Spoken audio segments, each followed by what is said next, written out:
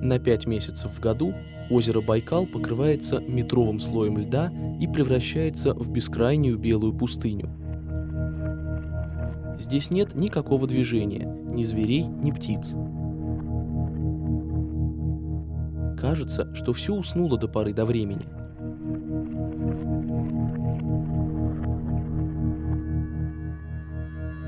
Но что это за следы на белом снегу? Они совсем не похожи на отпечатки лап обычных лесных животных. Да и откуда здесь, вдали от берегов, взяться лесным жителям? Кто же он, этот загадочный байкальский зверь?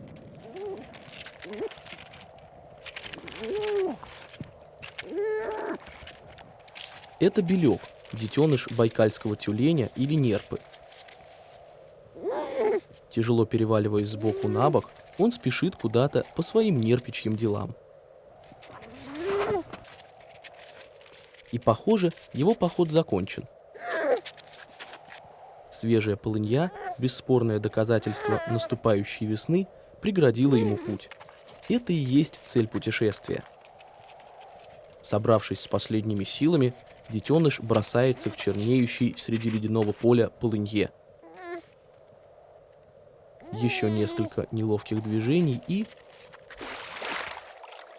Только круги на воде напоминают об этом удивительном зверьке. Этому нерпенку повезло. Практически всегда такие походы приводят детеныша к гибели. Так куда же он ползет? Что ищет на замерзших просторах озера моря?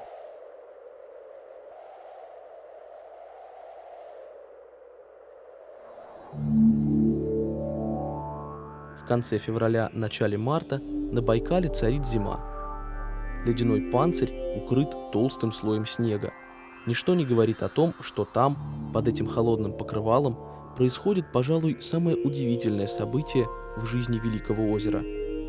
В скрытом снежном убежище, логове, появляются на свет детеныши байкальской нерпы. Будущая мать сооружает такие убежища осенью, когда лед еще не прочен. Они напоминают снежную нору с единственным выходом в воду, поэтому с поверхности не видны.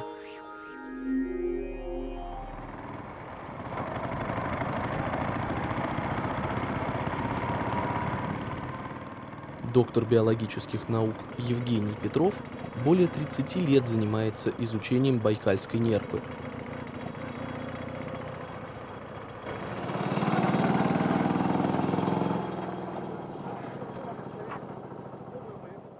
Самки байкальской нерпы делают свои логова и вообще размножаются вот в таких торосах. Когда снег растает, там получается большая такая, ну, будем говорить, дыра, домик. И в точности также там вот сейчас сидит, может быть, даже щенок, которого мы никак не можем обнаружить. Хотя, вообще-то говоря, вот там вполне может быть логово. Оно почти что целое, крыша, пока еще цела крыша, это вот именно крыша. Что в бытовом смысле имеется в виду. Вот если видно, то там водичка, там живет нерпа.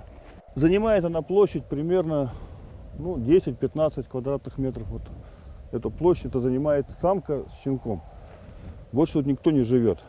Как только пригреет солнце по-человечески, вся вот эта крыша, вот буквально вот несколько квадратных метров, это все провалится. Здесь будет вода простая, вот просто вода. Ну, это вот такой дом у байкальской нерпы, так она живет. На самом деле это хорошая большая квартира. Причем она, что называется, не однокомнатная, поскольку щенок делает еще и сам себе специальные такие помещения, по которым ползает только он. И эти ходы могут быть там почти что десятки метров. И это его жилье. Почти 2 месяца нерпенок проводит под снегом, скрытый не только от посторонних глаз, но и от суровых сибирских морозов и студеных байкальских ветров. Все это время о нем неустанно заботится мать, которая кормит его вкусным и очень калорийным молоком. Нерпята растут быстро и уже через месяц удваивают, а то и утраивают свой вес.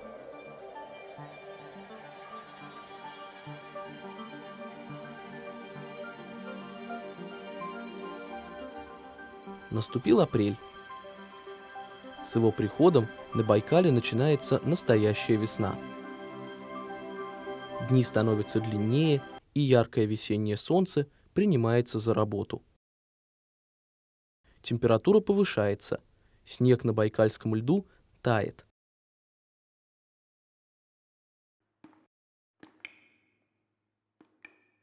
Не выдержав прихода тепла, уютные нерпичьи дома начинают быстро разрушаться.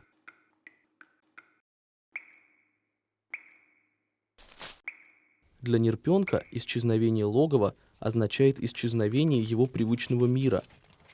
Он очень привязан к месту рождения и будет находиться поблизости еще примерно месяц, пока лед полностью не растает. Детеныш заметно вырос и уже не втискивается в прорытые зимой коридоры. Как любому ребенку, ему не сидится на месте. Такая активность приносит большую пользу. Постоянное ползанье по полуразрушенному логову помогает избавляться от белого младенческого волоса. Первое время щенки неохотно идут в воду, предпочитая оставаться на льду, хотя с рождения умеют и плавать, и нырять. Красивый белый мех отлично спасает от холода на воздухе, а вот защиты от ледяной воды, подкожной жировой прослойки, у них еще недостаточно. Но вода манит, и инстинкт миллионов поколений не дает долго сопротивляться этому зову.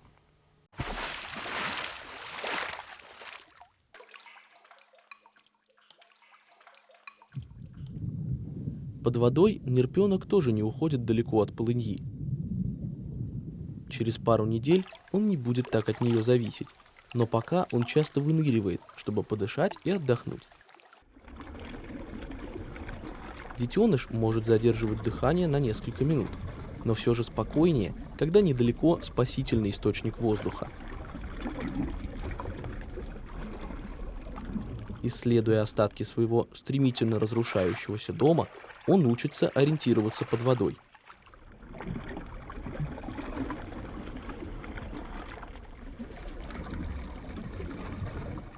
С каждым днем вылазки становятся все продолжительнее, а ныряет нерпенок все глубже и глубже, настолько, насколько растет его уверенность в своих силах.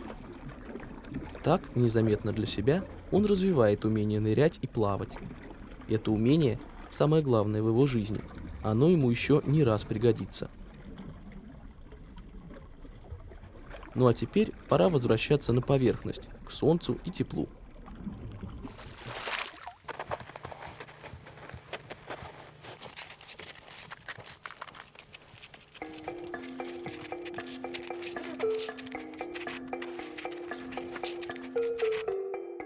Как и положено после водных процедур, следует принять солнечную ванну. Не считая кормежки, это любимое занятие нерпят. Детеныши способны проводить часы, нежась в солнечных лучах. Кроме несомненного удовольствия, это очень полезно. Яркое солнце благотворно влияет на процесс линьки. Нерпятам не надо тратить время на поиски пищи или скрываться от хищников. Кажется, их жизнь течет спокойно и беззаботно. Хотя так бывает не всегда.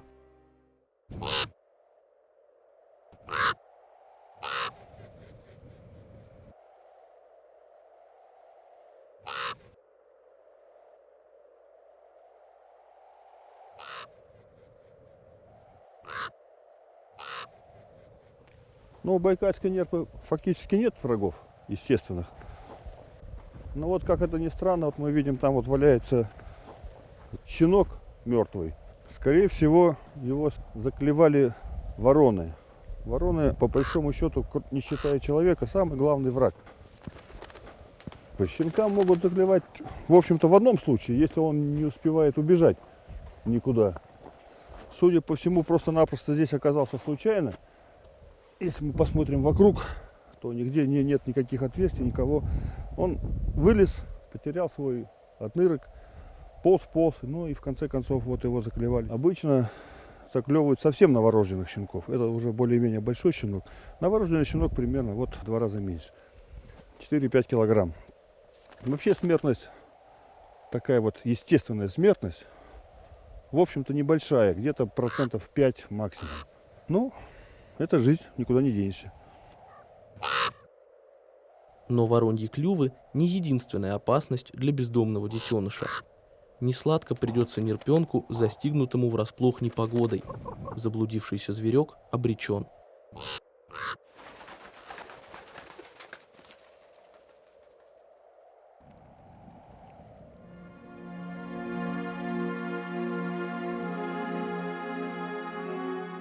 Дни идут, и весна медленно, но верно разрушает пока еще прочный байкальский лед.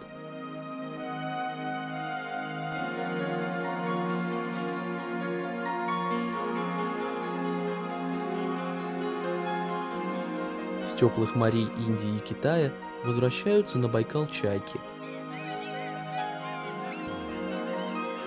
Скоро их оглушительным гомоном наполнятся прибрежные скалы. Придет пора выводить птенцов.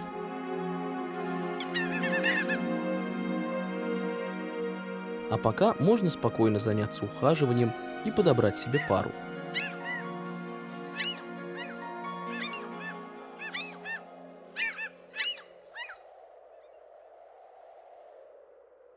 Нашего героя не узнать. За это время он превратился в красивого здорового подростка, весом около 20 килограмм и ростом почти с метр.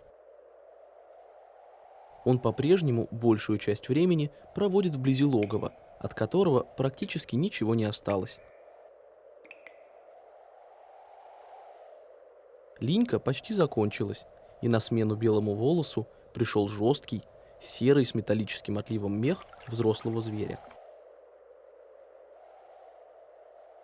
О младенчестве напоминает лишь толстый слой белого пуха, который устилает разрушенное логово и даже поверхность воды в полынье.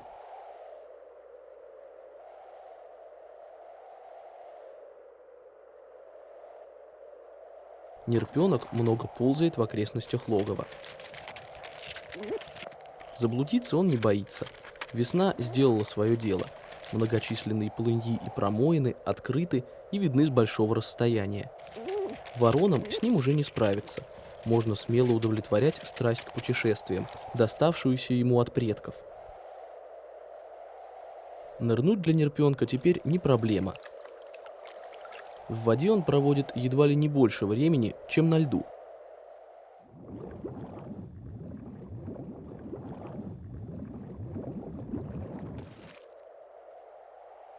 Прозрачные байкальские глубины стали для него родным домом.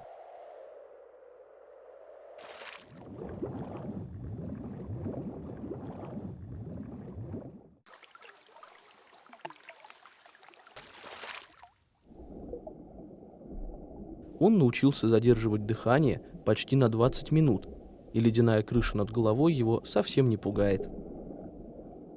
Неуклюжий и медлительный на суше, под водой детеныш превращается в грациозное и стремительное животное. Он отлично ориентируется подо льдом, и опасность потерять полынью ему совсем не грозит.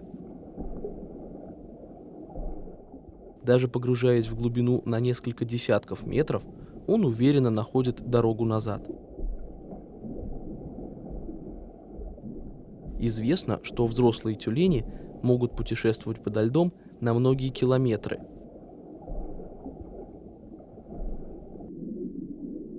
Но как они находят промоины и расщелины во льду – загадка.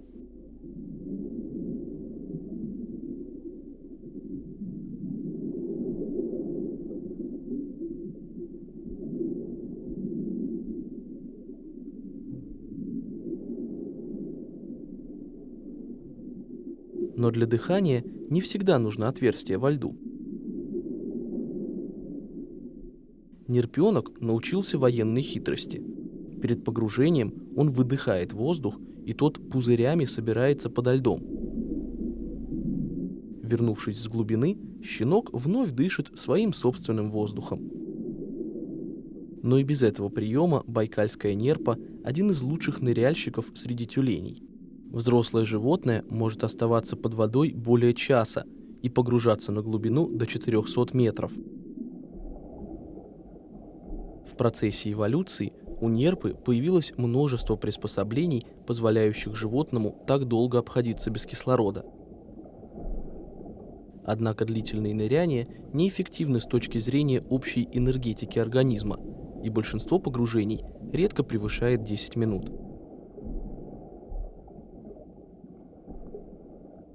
Не менее удивительна и способность нерпы не мерзнуть в воде, температура которой в Байкале даже в самый жаркий сезон редко превышает 10 градусов.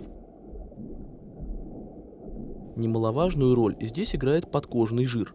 Его толщина у взрослого животного может достигать 12 сантиметров. Все это позволяет нерпе прекрасно чувствовать себя в бескрайних водах Байкала.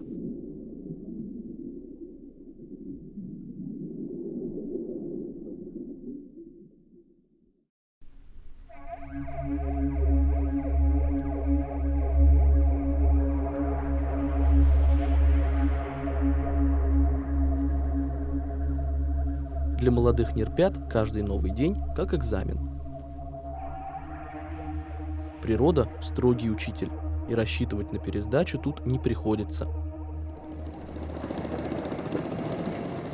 Растаявшие логово – не только возможность увидеть окружающий мир, это еще и возможность другим проникнуть в мир молодого тюленя.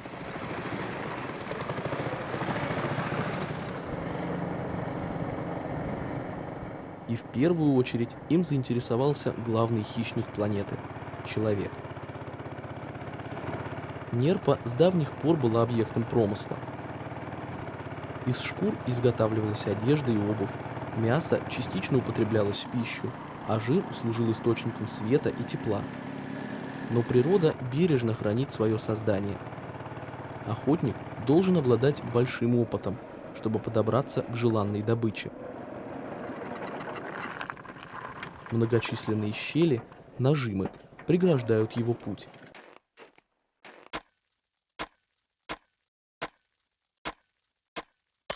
Он зачастую вынужден рисковать своей техникой, а иногда и жизнью, чтобы добраться до трофея.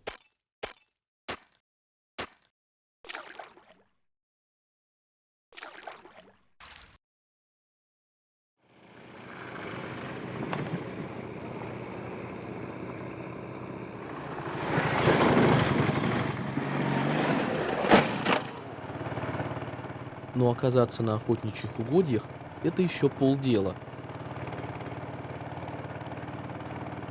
Подросший щенок осторожен и внимателен. Подобраться к нему незамеченным невозможно. Мать уже научила его быть всегда начеку, а спасительная полынья всегда рядом.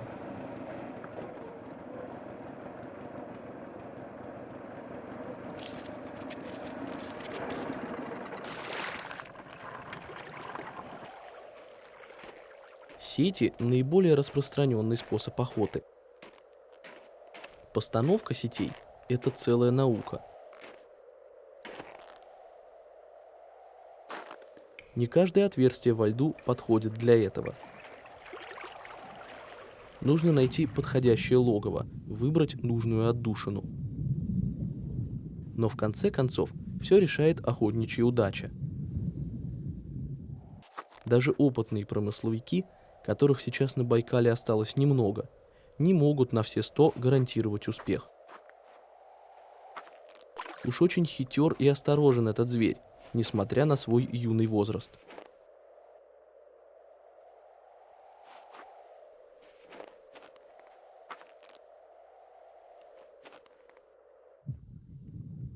В половине случаев он уходит в другое место, оставляя коварную сеть пустой.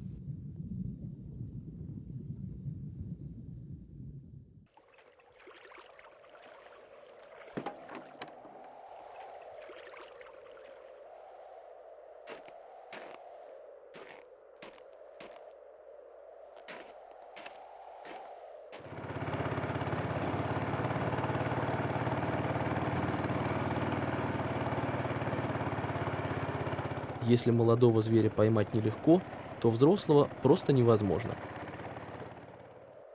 Для охоты на взрослых нерп использовалось мелкокалиберное оружие. Сейчас так почти не охотятся, и Евгений Петров продемонстрировал, как это было раньше. Не таясь, к отдыхающей на льду нерпе можно подойти метров на 300.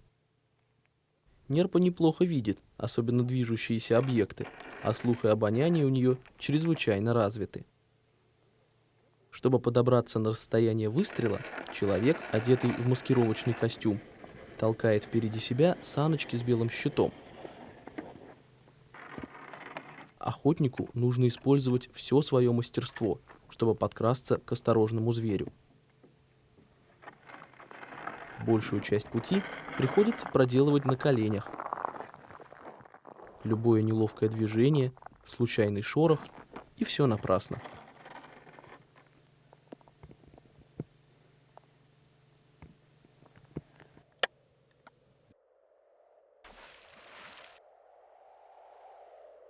В настоящее время популяция байкальской нерпы составляет около 80 тысяч особей. Есть все основания утверждать, что при должной охране и контроле над промыслом эта цифра не будет уменьшаться.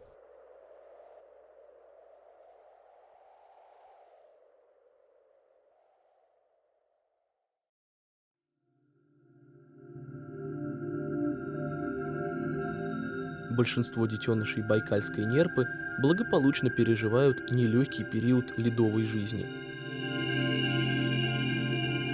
Но окружающий мир продолжает стремительно меняться. Гигантские ледяные поля уже пришли в движение.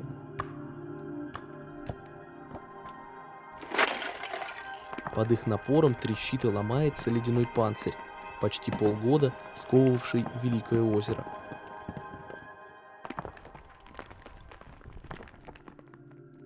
Широкие трещины протянулись на многие километры. Для Байкала и его обитателей начинается новая пора. После таяния льда нерпята теряют связь с матерью и остаются один на один с суровыми водами озера Байкал.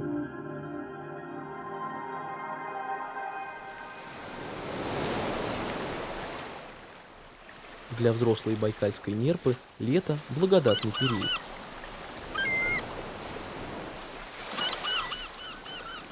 Это время нагула, интенсивного кормления. Нерпа – стопроцентный рыбоед. Но для молодого нерпенка, только что расставшегося с матерью, самостоятельно поймать рыбу – большая проблема. Ему приходится упорно осваивать навыки рыболовства. На помощь приходит инстинкт, опыт миллионов поколений, а неудачи охоты компенсируют толстый слой жира, накопленный во время питания молоком. И все же первый год самостоятельной жизни дается нерпятам нелегко. Они постоянно недоедают, почти не растут и даже становятся мельче, чем были весной. Байкальская нерпа прекрасно подготовлена к обитанию в открытой воде. Ей не надо выходить на берег, чтобы поесть или поспать. За лето нерпа проплывает не 100 километров, нигде не задерживаясь надолго. Но есть на Байкале место, где нерпу можно встретить и на берегу. Это маленький архипелаг Ушканьи острова, расположенный в самом центре Байкала. Только здесь нерпа образует лежбища, насчитывающие порой сотни животных. Что же влечет этих истинно водных жителей на жесткие скалистые берега? Ученые сходятся во мнении о том, что нерпа использует эти места как своеобразный санаторий. Жизнь на льду – тяжелое испытание не только для новорожденных нерпят. Не всем тюленям удается легко и спокойно пережить долгую и холодную зиму. Звери могут страдать от болезней, ран, не закончить линьку. И если здоровое и сытое животное может неделями находиться в открытом море, то как быть больным и ослабленным? А здесь, вдали от людей и катеров, животные чувствуют себя в полной безопасности.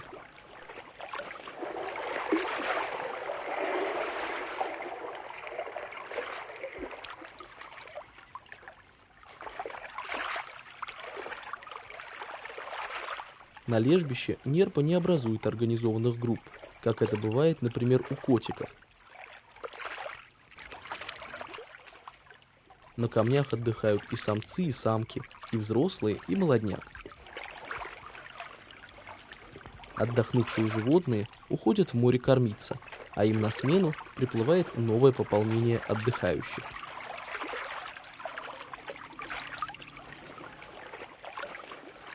Но не все так просто на этом нерпищем курорте. Приплывшие к острову животные не сразу выходят на прибрежные камни. Плавая среди валунов, нерпа старается найти свободное место. Это не всегда легко. Очень часто все подходящие камни бывают заняты. В санатории мест нет. Безразличные сородичи не спешат уступать вновь прибывшим свои нагретые лёжки. Порой за место под солнцем приходится бороться. Часто между претендентами возникают настоящие бои. Но такие потасовки не бывают длительными, и животные никогда не наносят друг другу вреда. Это больше психологическая атака.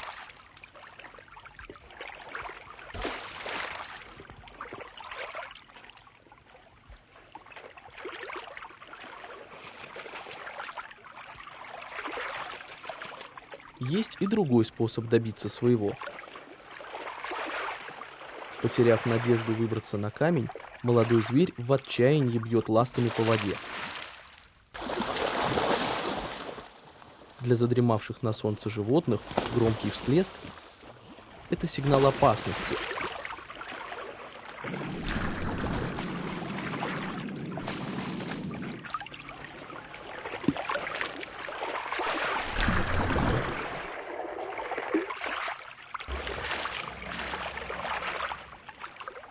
А виновник паники получает, наконец, возможность забраться на каменное ложе.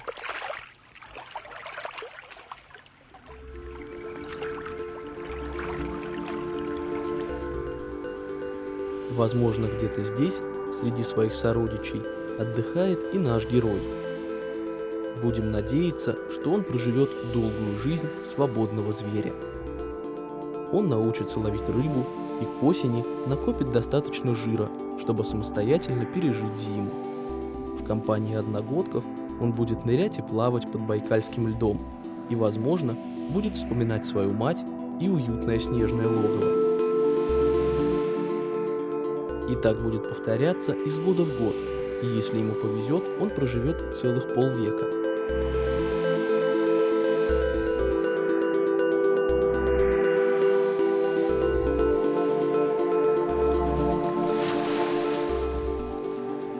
Пусть никто точно не знает, как и когда нерпа попала в озеро, но если бы не этот удивительный зверь, Байкал не был бы таким, каким мы его знаем, величественным и загадочным.